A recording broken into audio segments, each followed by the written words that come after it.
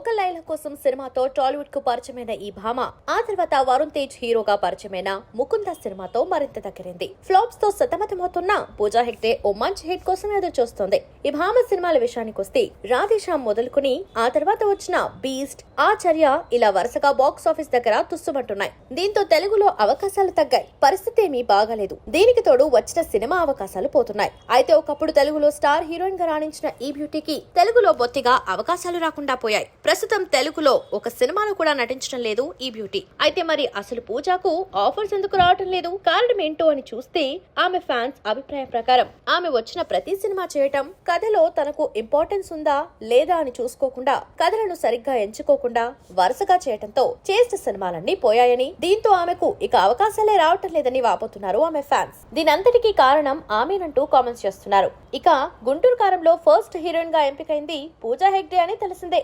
అయితే ఏవో కారణాల వల్ల ఈ భామ ఆ సినిమా నుంచి తప్పుకుంది. ఇక ఆమె స్థానంలో శ్రీలీల చేసింది. అయితే ఈ సినిమా ఇటీవల ఓటీటీలోకి రావడంతో ఈ సినిమాపై మరోసారి చర్చ మొదలైంది. ఆ చర్చ మొత్తం పూజా హెగ్డే చుట్టూ తిరగటం విశేషం. ముఖ్యంగా పూజా ఫ్యాన్స్ గుంటూరు కారంలో చేయకపోవటమే మంచిదైందని అంటున్నారు. హీరోయిన్ కు ఏమాత్రం ఇంపార్టెన్స్ లేని ఆ సినిమాలో నటిస్తే ఉన్న ఆమె సినీ కెరియర్ కూడా క్లోజ్ అయ్యేదని కామెంట్స్ చేస్తున్నారు.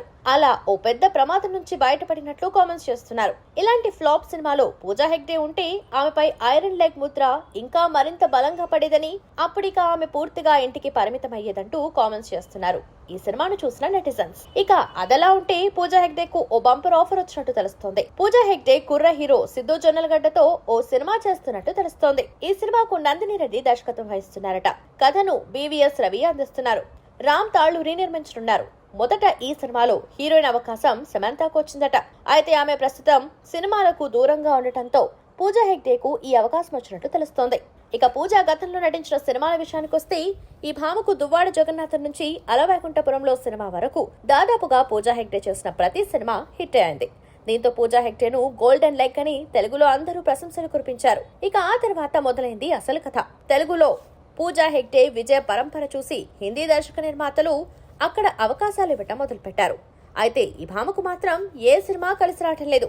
దీంతో ప్రభాస్ రాధేశ్యామ్ నుంచి లేటెస్ట్ సల్మాన్ ఖాన్ కిసీ కా బాయ్ కిసీ కా జాన్ వరకు అన్ని ఫ్లాప్లే పడ్డాయి.